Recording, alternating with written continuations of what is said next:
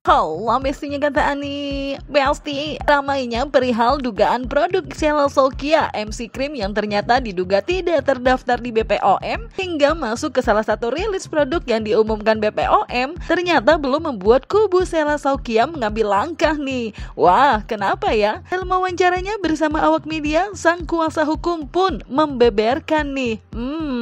Benarkah hal ini merupakan buntut dari persidangan Nikita versus Reza Gladys, di mana Sheila Sofia juga menjadi saksi dalam sidang tersebut. Terlebih menurut Petrus, jika BPOM memiliki hak untuk melakukan pengusutan, harusnya dalam pengusutan itu ada pengaduan cenah. Sementara itu, Besti, Doktif yang tak menampik pernah melaporkan produk MC Cream ke badan BPOM pun punya pandangannya sendiri nih Besti, di mana BPOM ternyata pernah menolak produk yang ia berikan lantaran harus mendapat produk itu secara langsung. Dari Sheila sendiri seperti apa Bang? Kan belum mengetahui ya. Iya, belum tahu. Opini yang terbangun bahwa produk ini tidak terdaftar oleh karena mungkin BPOM melihat dengan persidangan yang diklaim oleh Nikmir di persidangan bahwa produk SS kan tidak terdaftar. Jadi mungkin BPOM ingin meluruskan.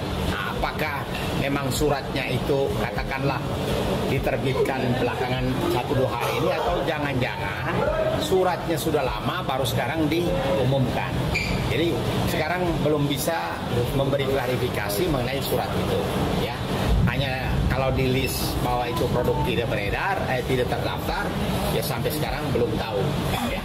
Belum menerima suratnya dan karena belum menerima surat, jadi belum bisa memberikan reaksi.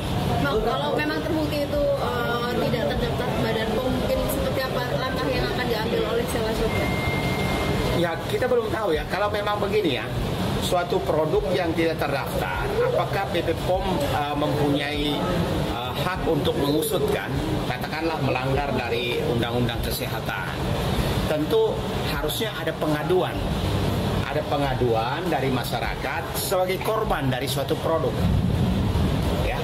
Dan sampai sekarang kita belum tahu siapa yang menyampaikan pengaduan bahwa seseorang sebagai pengguna produk itu menjadi korban sampai sekarang. Jadi begini, Badan POM itu tidak bisa didorong-dorong, ya. Independen lah ya. Tidak bisa, benar.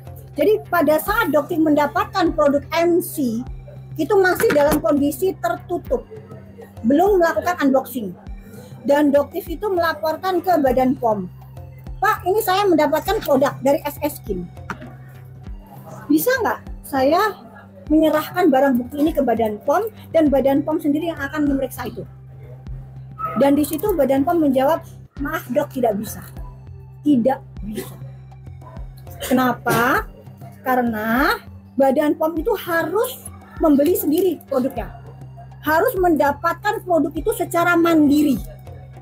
Nah ternyata Allahu Akbar, Doktif sujud syukur pada saat dikeluarkan MC itu, ternyata Badan POM mendapatkan MC sendiri di pasaran. Jadi ingat ya, Badan POM nggak bisa disuruh-suruh. Ya, Badan POM itu mandiri, independen.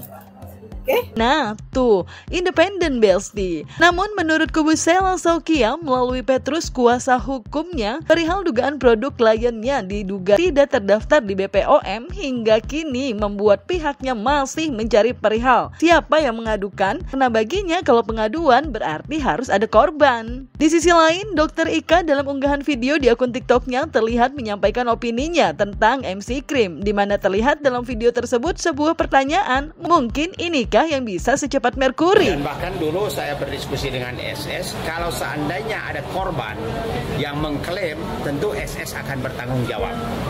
Ya.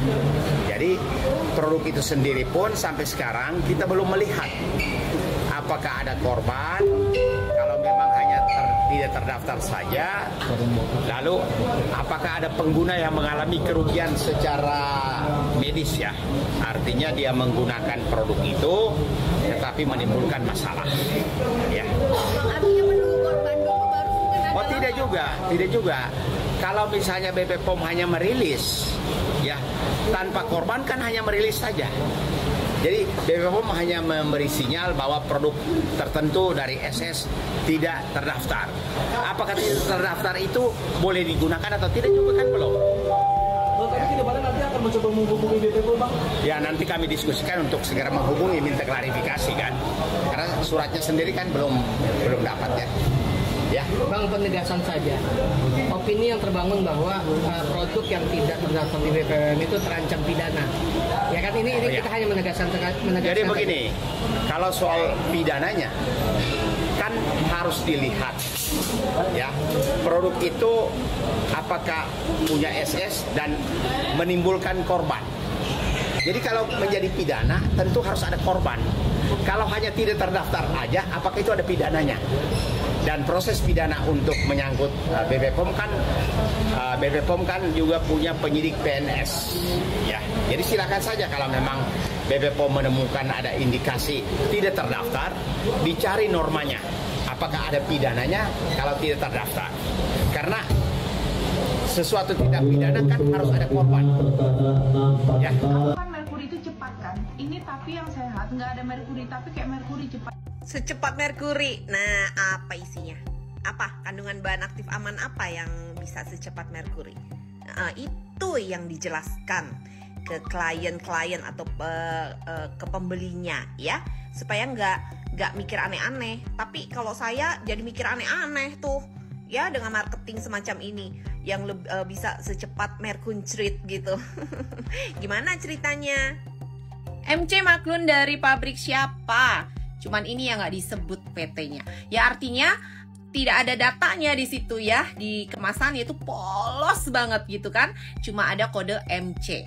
Nah pada saat dicek ternyata mengandung bahan obat-obatan keras ya. Itu ada hidroquinon, asam retinoat, dan juga ada kandungan steroidnya. Jadi ditemukan tuh sama BPOM, tapi tidak ada data-datanya tersebut. Gitu aja sih ya, berarti ya abal-abal. Itu udah jelas ilegal. Biasanya kalau obat-obatan isinya kan berarti ada racikan obat gitu ya. Nah biasanya mungkin saja dugaannya dibuat di farmasi ya, tapi nggak mungkin ditempelin etiket biru gitu ya. Jadi polosan aja dah ya, asal toto aja gitu. Makanya polosan, nggak ada data sama sekali. Gitu aja maksudnya ya. Intinya adalah itu ada zat berbahaya yang tidak boleh dijual bebas dan digunakan dalam jangka panjang.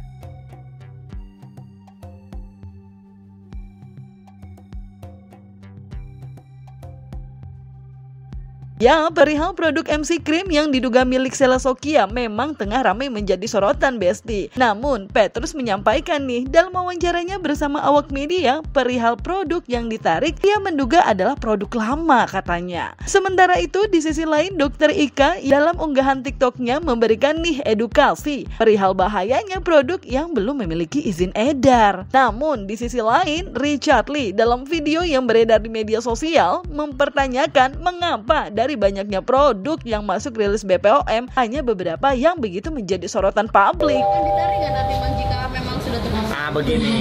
Perhatian, panggilan sidang untuk perkara perdata nomor 666. Soal terdaftar dan akan ditarik, kita lihat produk itu kapan punya. Jangan-jangan ini produk lama yang sudah habis stoknya lalu baru diumumkan. Jadi soal penarikan kan kita juga belum tahu. Kalau sekarang beredar lalu dinyatakan tidak terdaftar kan bisa ditarik. Tapi jangan-jangan ini produk sudah 3-4 tahun lalu dinyatakan tidak berlaku. Bagaimana mau ditarik? Barangnya sudah tidak ada. Ya. Kalau nggak ada izin edar itu gimana ya dok? Sebenarnya aman belum? Ngurus izin edar atau berbahaya juga? Ditunggu pencerahannya. Udah nggak ada izin edar ya udah anggap aja berbahaya. Ya, kita nggak usah dibikin pusing gitu loh sama owner-owner yang tidak bertanggung jawab, tidak mengurus izinnya. Izin itu digunakan untuk apa guys? Supaya memang ini dinyatakan aman gitu loh untuk khalayak ramai. Jadi kalau masih diurus tapi sudah dijual, itu kan tanda tanya ya. Jadi jangan mau dibodoh-bodohi dan gak usah nguras pikiran kita untuk aman gak ya. Udah anggap aja gak aman kalau gak ada izin edarnya. Seperti yang sudah dipublish warning seperti ini ya, kamu lihat ya. Ini aja udah banyak loh izin edarnya semua tuh. Sudah ada izin edarnya semua dan dicabut ternyata ada kandungan-kandungan berbahayanya. Terus yang nggak ada izin edarnya gimana? Seperti yang paling bawah ini kan jelas contoh lagi nih, nggak ada izin edarnya, nggak tahu dari mana, polosan. Ternyata dalamnya ada penyalahgunaan obat keras. Jadi hati-hati guys, nggak usah bikin otak kamu tuh harus berpikir ini aman atau enggak. Ya, kalau kamu harus capek-capek berpikir, jangan dibeli. Dan banyak yang sudah terulang setiap ada public warning, ada dia lagi, nanti tahun berapa ada dia lagi gitu. Terus kalian masih tetap menaruh harapan ini aman kali ya karena cocok. Ya cocok karena kamu menggunakan produk-produk atau bahan-bahan yang tidak aman, yang hanya kesenangan sesaat, yang membuat ketergantungan toksik saat dilepas kulit kamu ngamuk. Ya, makin lama digunakan makin berefek. Efeknya bukan dampak baik, tapi dampak buruk. Bisa sampai ke sistemik lagi. Breaking news guys, lihat tanggal 1 bulan 8. Hari ini BPOM kembali lagi public warning. Ada 34 kosmetik yang ditarik mengandung bahan berbahaya.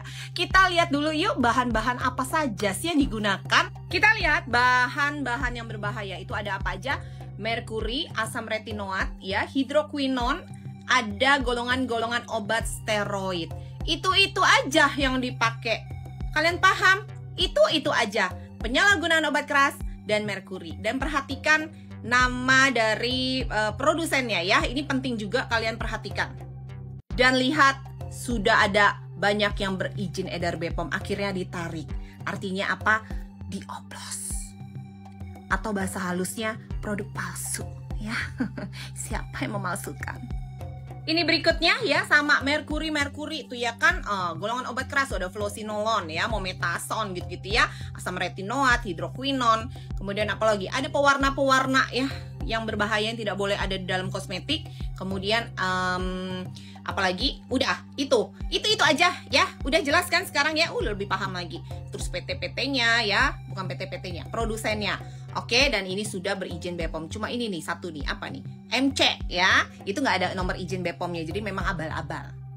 Kalian kalau nggak disebut nama brandnya ya, nama mereknya, ampun deh, kagak ngerti-ngerti tuh. Nih, lihat mereknya, ini sudah di public warning oleh BPOM ya, bukan kata saya, ini sudah dicek, sudah diuji ya. Coba, kalian ada yang pakai nggak produk ini? Ada juga yang nakal-nakal dari dulu, udah ketahuan mah, udah tahu dari tahun lalu gitu ya, 2 tahun lalu gitu, udah lama gitu ya. Tetap aja kena lagi dan kalian masih percaya? Tuh ya, coba diperhatikan baik-baik. Baik-baik, ya. Ada yang pernah pakai atau yang lagi pakai? Udah ketergantungan toksik belum? Dan ini produk yang dulu pernah diributkan ya. Taulah kalian kan? Tuh ya. Isinya hidroquinon, asam retinoat, dan mometason. Mometason itu golongan steroid. Makanya jadi instan tuh hasilnya cakep gitu kan. Nih dia produknya. Oke, banyak banget. Kalian buka aja linknya ya. Ada di BPOM ya guys ya. Jelas banget di situ satu-satu semua dikupas tuntas. Banyak yang bilang saya belain SS. Di bagian mana saya belain SS? Coba dicek lagi. Rasanya yang pertama kali podcast dan langsung review di depan brand ownernya itu saya. Yang pertama kali ngelaporin ke BPOM pada tahun 2023 dan tahun 2024 itu juga saya. Sekarang gara-gara saya ngomong kenapa BPOM baru umumin sekarang, kalian bilang saya belain SS. Saya nggak bela siapapun. Saya nggak di timnya DRG, saya nggak di timnya SS, saya juga nggak di timnya NM. Saya di kubu saya sendiri dan tidak bela siapa-siapa dan tidak akan menyerang orang secara membabi buta. Cuma gini loh, secara faktanya ada 34 produk berbahaya. Terus kenapa cuma ada satu merek yang digoreng rame-rame? Logika saya itu nggak nyampe. Kalian itu lebih suka huru-haranya, lebih suka perseteruan artisnya, kubu mana dengan kubu mana, siapa yang menang dengan siapa yang kalah, atau sebenarnya kalian tuh pengen memberantas skincare abal-abal. Kalau kita mau memberantas skincare abal-abal, kita mau skincare di Indonesia bersih, ya 34-nya dong yang salah. Bukan cuma satu orang. Itu nggak masuk logikaku sih. Kalau saya benar, alhamdulillah. Kalau saya salah, tolong dikasih tahu. Tapi jangan main pukul rata pakai asumsi. Nah, Besti, perihal produk yang masuk rilis BPOM memang tak hanya diduga MC Cream milik Selassokia, namun diduga juga ada produk Reza Gladys, di mana keduanya kini menjadi sorotan, Besti. Meskipun Reza Gladys baru-baru ini telah membeberkan bukti dan pembelaannya saat di podcast Denny Sumargo, namun Doktif dalam wawancaranya dengan awak media menyampaikan kalau masyarakat sudah semakin cerdas dan menyinggung perihal Reza Gladys yang disebut Doktif menempati ranking 1 perihal keuntungan. di mana totalnya hingga mencapai 150 miliar. Enggak, sebenarnya sih bukan karena Doktif. Doktif itu bukan siapa-siapa ya kalau nggak ada masyarakat yang semakin cerdas. Ya kalau masyarakat masih mau dibodohin ya Doktif nggak akan ada hasilnya gitu. Jadi gini ya, keuntungan dari yang Doktif lihat di Kalau Data. Ranking 1 ditempati oleh Reza Gladys. 150 hingga 120 miliar per tahun. Ya, itu kalian bisa cek di Kalau Data. Itu salah satu alasannya. Nah, pada saat untuk lebih jelasnya nanti Doktif akan munculkan di persidangan ya. Tapi bagaimana? Ada keuntungan itu sampai bisa menutup mulut para influencer juga seperti apa Doktif? Ya karena mereka ingin terus menyelamatkan aset mereka, intinya takut miskin, itu aja. Jawabannya Doktif, takut miskin. Berbeda dengan owner skincare yang benar, yang lurus. Ya kalau yang lurus mereka akan bersama-sama bergabung dengan Doktif. Karena mereka ingin bersaing di kolam yang jernih, pasti bersama-sama. Ingat kasusnya Dr. Angel, ingat kasus dokter yang lain, bagaimana akhirnya mereka memperbaiki dan bergabung bersama dengan Doktif, tidak ada permusuhan sedikit pun. Atau dengan brand-brand yang lain yang memperbaiki, ada nggak menuntut Doktif? Nggak ada sama sekali. Mereka memperbaiki kualitas skincare-nya. Tapi bagaimana dengan mafia-mafia ini? Bagaimana dengan owner skincare tukang flexing yang mencari kelemahannya Doktif, mencoba mentargetkan Doktif, mencoba menjatuhkan kredibilitas Doktif, personalnya Doktif. Tapi Doktif hingga detik ini, tanggal berapa sekarang Bang? Tanggal 5 Agustus, sedikit pun tidak gentar melawan kalian semua. Yap Besti, kalau sidang sebelumnya Nikita yang mengatakan bakal seru, dan sidang besok 7 Agustus 2025 Doktif bilang bakal banyak kejutan. Hari kita tetap simak dengan tertib dan semoga semakin terang benderang serta semua mendapatkan keadilannya ya. Jangan lupa like, subscribe biar bisa dapetin video berita kecil lainnya cuma di Kata Ani Besti.